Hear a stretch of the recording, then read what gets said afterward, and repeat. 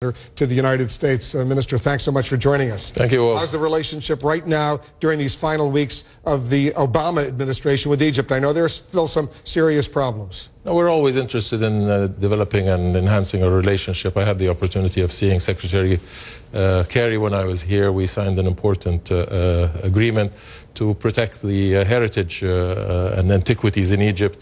And the relationship has always been one where it's been valuable to both sides and where we have extracted benefit, and so has the United States. But let me challenge you on your introduction. Go ahead. It was not a coup. It was a popular uprising on the 30th by the Egyptian people, which I participated. The military organized it. General El-Sisi was in charge. No, the military didn't organize it. This was the 30 million Egyptians, among them myself when I was retired, that took to the streets, and it was the military that protected the 30 million and forged the political roadmap with the participation of all of the political dimensions of Egypt, and decided to depose Morsi and set a course. Now, President Morsi, he was a Muslim Brotherhood leader, and we know the problems that he created in Egypt, but he was democratically elected. Is that right?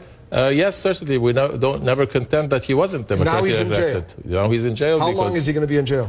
He's going to be in jail for the duration of those court rulings that have been issued against him. He's been acquitted of some wrongdoing, but he's been convicted of others. So the term, I think, is 25 years. All right, let's look ahead. We can argue about whether it was a coup or not a coup. It wasn't a coup. Let's look ahead and talk about the relationship you anticipate developing between Egypt and the United States during a Trump administration. I understand you personally had a chance to speak with the vice president-elect. How did that go?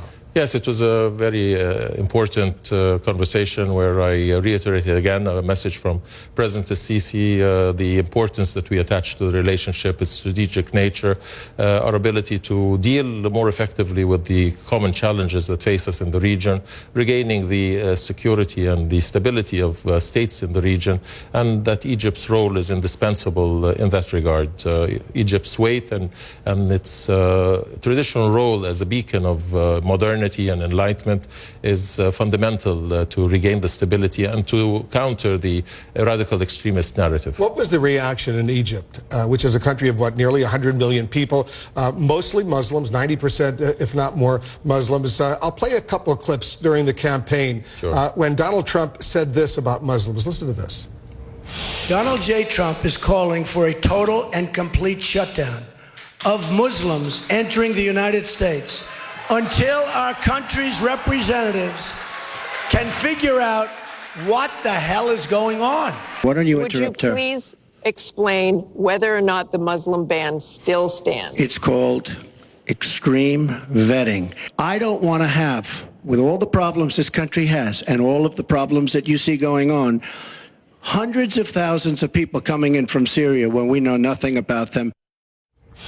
Did you have an opportunity, you or President El-Sisi, to discuss this issue with either the president-elect or the vice president-elect? No, there wasn't a discussion of such a specific nature, and we do not traditionally interfere in how societies organize or legislate related to their internal affairs. In Egypt's the largest Arab country, arguably the most important Arab country.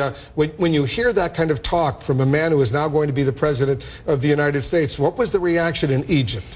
I can't say that there was a violent reaction to the statements. There was a desire that any policy that would be undertaken would be done so with care and with a consideration that any form of racial profiling, I think, is not in tune with international community's understanding of human rights. But again, these are matters which are debated within societies, and whatever the U.S. administration decides and the U.S. Congress decides on these issues, it's not for any other country. As we don't accept interference in our internal affairs, we don't interfere in the internal affairs of others. But you certainly wouldn't support the kind of, he initially called for a temporary ban, then he revised that. It evolved into extreme vetting from countries where there's a history of terrorism. Did he tell you that he considered Egypt one of those countries? Because unfortunately, there has been some terrorist incidents in Egypt, as you know. No, he didn't. And the relationship between Egypt and the United States, the cooperation between our security services, I think is justifiably strong enough to be able to deal with issues of this nature. And again, I think the development of the ideas of the President-elect in this regard will continue to evolve as the policy apparatus is put in place. Because as you know, Egypt has come under criticism from various international human rights groups, Amnesty International, Human Rights Watch, for some of the policies that the president has imposed in Egypt right now. And the United States State Department has criticized Egypt as well. Do you expect that to ease under a Trump administration? Well, I can't really speculate. I think there's been always a healthy discussion and debate between us and our American partners related to many areas of our development and our reform policies.